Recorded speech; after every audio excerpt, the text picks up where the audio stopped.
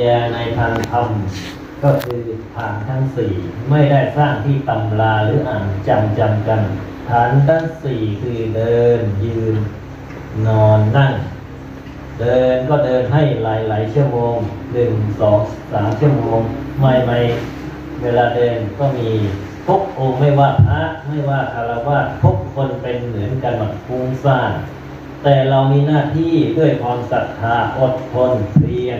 ยรประพฤติปฏิบัติธรรมน้อมเข้าไป1ชั่วโมง2 3ชั่วโมง5ชั่วโมง5ชั่วโมงจิตจะอยู่กับที่จิตมันเหนื่อยมันไม่คิดฟุ้งซ่านแล้วถามว่าได้ไหม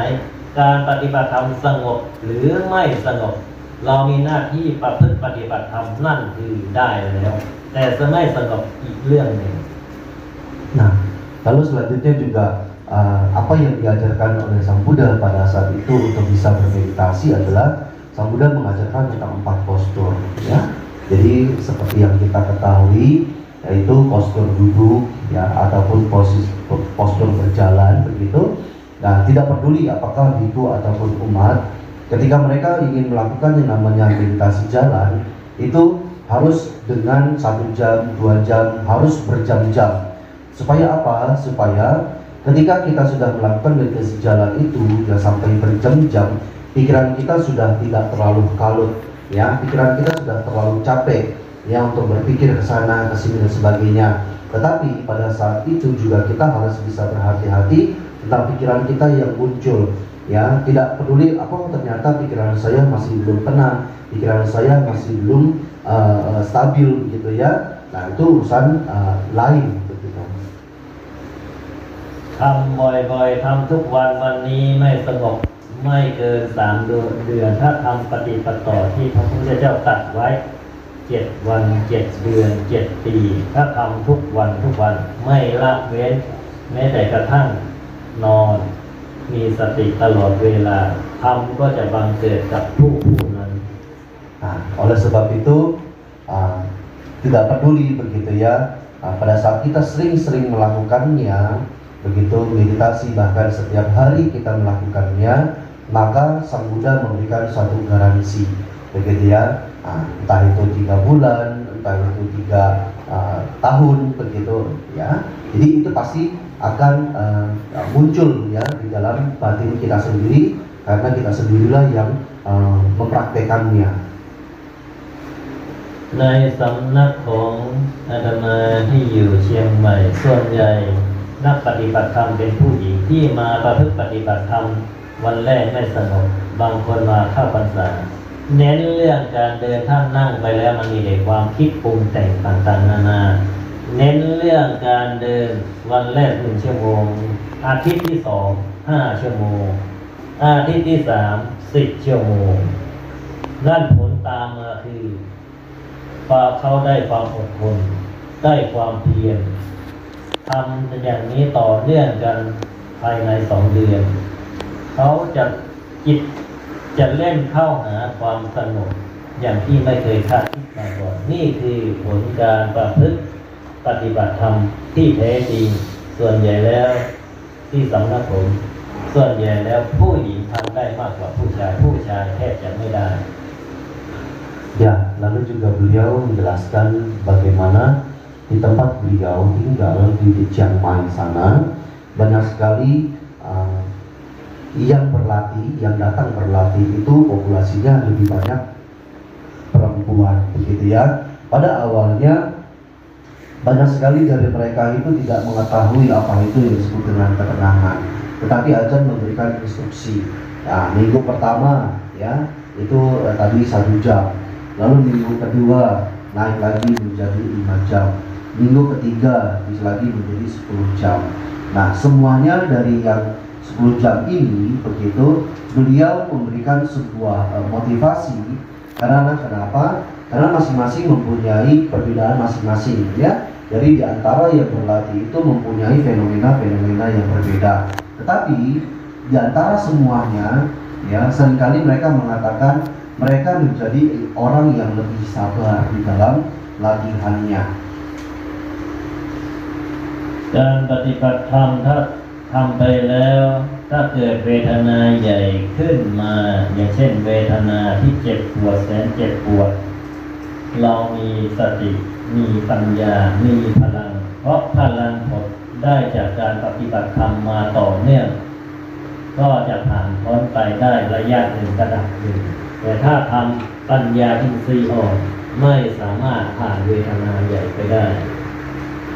Lalu juga ya, pada saat mereka semua sudah mengetahui bahwasanya kesadaran itu muncul di dalam prakteknya, itulah yang dikatakan sebagai sebuah manfaat dari melakukan meditasi.